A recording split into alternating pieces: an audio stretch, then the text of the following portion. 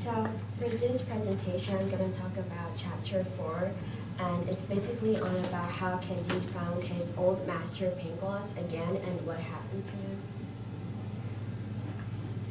So for the summary, it starts off with Candide meeting his old master Pangloss out on the streets. So basically Pangloss is homeless in this situation, and Pangloss then tells Candide about the attacks by the Bulgars and how his lover, Candide's lover, Miss Kun, I don't know how to pronounce it. Kinnigan? Okay, but Cunigund was not Pangloss's lover. That's No, I mean Candide's lover.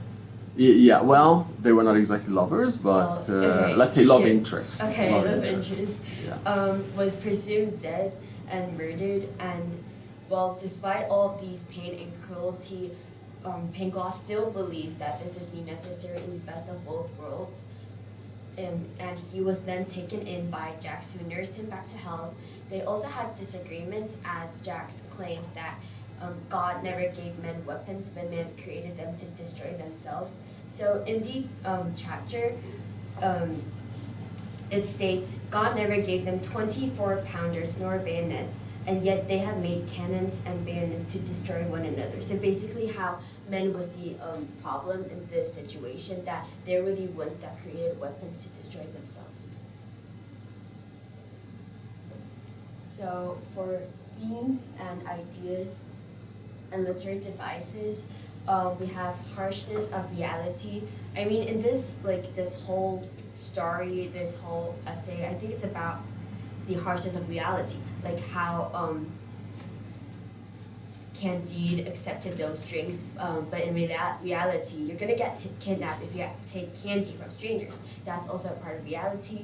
So no matter what people believe, suffering is also an unavoidable and often cruel part of life. So it's also how people always say, you never learn if you never fail.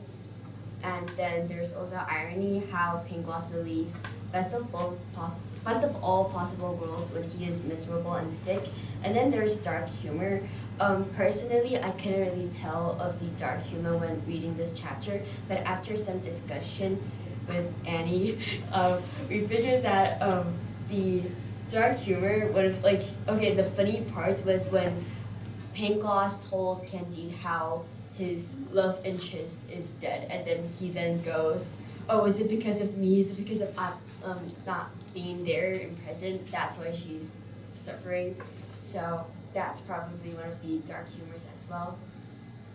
And then we have discussion questions. So if you were in Candide's or Pangloss's position, would you still believe that this is the best of all possible worlds?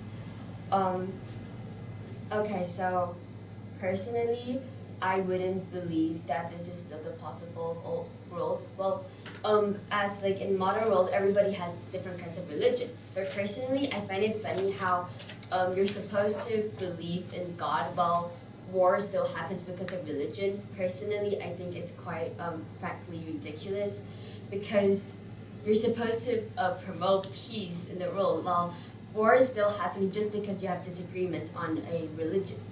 So this is my opinion on this question, and would any of you guys like to answer as well?